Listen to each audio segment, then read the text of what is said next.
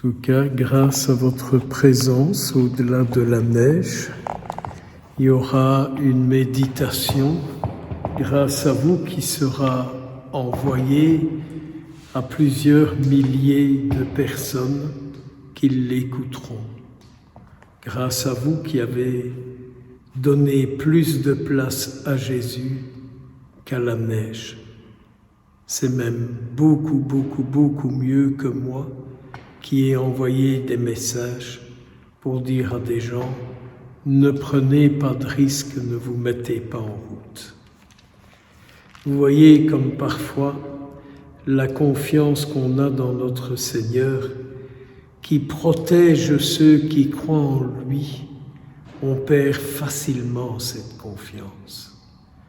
La confiance dans le Seigneur, il protège ceux qui croient en lui, ceux qui se mettent en route pour le rencontrer, ceux qui se mettent en route pour accomplir sa volonté, ceux qui se mettent en route pour communier à ses paroles, à son corps, pour vivre de son esprit. Nous devons beaucoup méditer ça. Beaucoup méditer ça, la présence de Jésus en ceux et celles qui lui donnent la première place dans tous les domaines de leur vie. Et nous retrouvons aujourd'hui notre Seigneur dans une situation bien triste. Il marche vers Jérusalem avec ses disciples, mais aussi avec d'autres. Et c'est tout en marchant qu'il leur dit « Voilà ce qui va m'arriver ». Et cette mère, quoi de plus normal, qui se dit « Mais mes fils, que vont-ils devenir ?»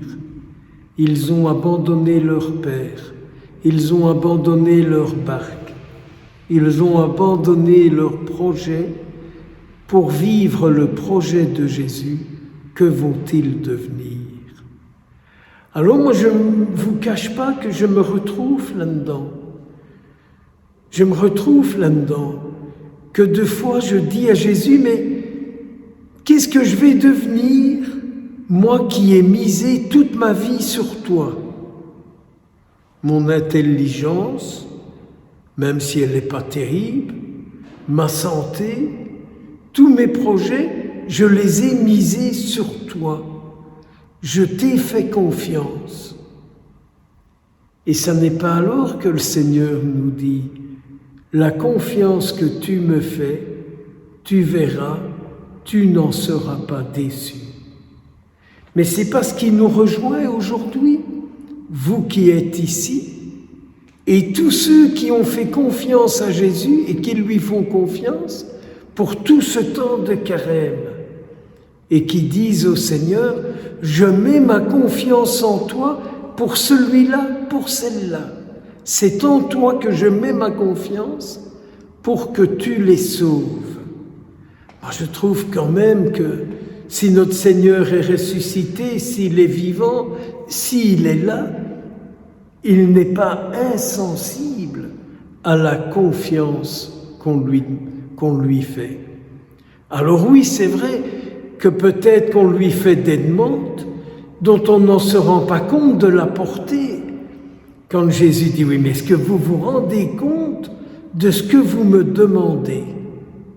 Est-ce que vous vous rendez compte de ce que vous voulez que je vous accorde ? Vous croyez que ce sera un coup de baguette magique ? Vous devrez affronter beaucoup de difficultés pour que ce que vous me demandez, je puisse le réaliser pour vous. Vous devrez affronter beaucoup de difficultés pour que ce que vous me demandez puisse se réaliser. Et c'est alors que je lui dis, mais Seigneur, ce que tu nous demandes chaque jour, on doit aussi traverser beaucoup de difficultés pour que ce que tu nous demandes puisse se réaliser. C'est quand même bien ça un peu notre vie. Alors Jésus dit, ben oui c'est vrai, je vois les difficultés, je vois ce que tu dois assumer. Et c'est là où nous pouvons reprendre à notre propre compte les paroles de Jérémie, où on lui dit « Mais Seigneur, fais attention à moi, écoute ce que disent mes adversaires. » Oui, oui, oui, oui, oui. Seigneur, écoute tout ce que mes adversaires disent sur moi, et quand je l'apprends, tu vois dans quel état ça me met. Ils ont en moi plus de place que toi.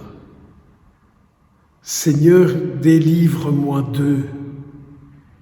Délivre-moi de tous mes adversaires, parce que ce qu'ils disent, ça prend beaucoup de place en moi, et je ne devrais pas.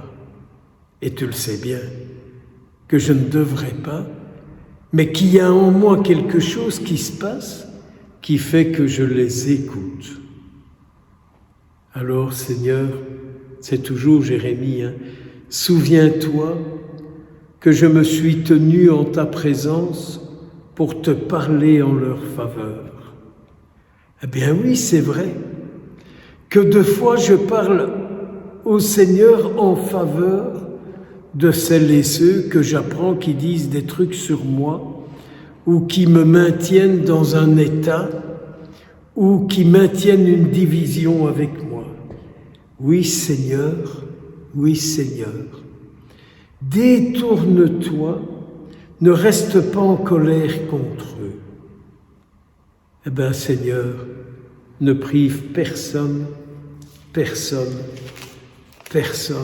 de tes grâces, quoi qu'ils me fassent, quoi qu'ils me disent, remplis-les de toi, et alors ils ne diront plus rien sur moi, ni sur toi, ni sur les autres.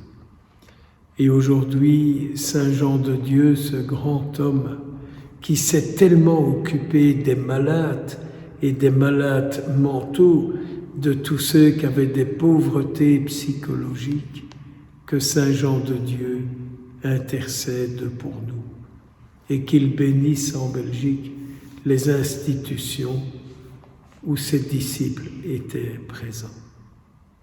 Merci Seigneur, au nom du Père et du Fils et du Saint-Esprit. Amen.